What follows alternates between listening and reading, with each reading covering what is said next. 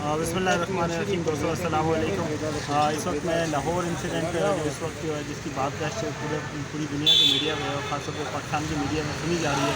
I definitely want to discuss about it. देखिए, एक बात ज़रा आंखें खोल के देखिए और सोच समझ के एक बात को ज़रा जहन नशीन कर लीजिए। वो ये है कि पाकिस्तान में कुछ अर्से से फेमिनिस्ट मूवमेंट बहुत ज़्यादा एक्टिव है।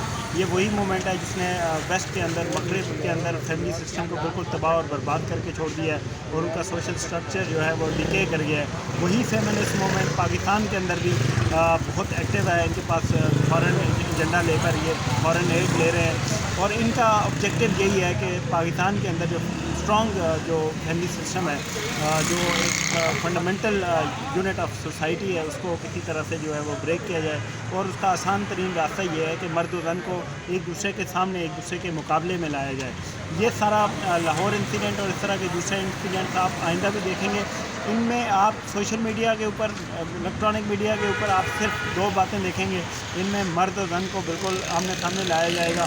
औरत जो है वो सिर्फ औरत बन के सोचेगी, वो माँ बहन बेटी बनकर बिल्कुल भी नहीं सोचेगी।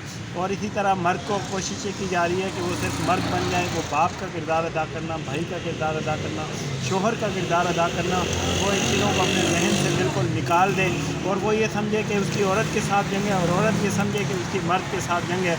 और फिर ये जो फैमिली सिस्टम है, जो अल्लाह ताला की बहुत बड़ी ब्लेसिंग है, ये कोलैप्स कर जाए और हम भी फिर उसी रास्ते में चल निकलें जिसमें मगरिब जो है, मगरिब की सोसाइटी तबाह और बर्बाद हुई है।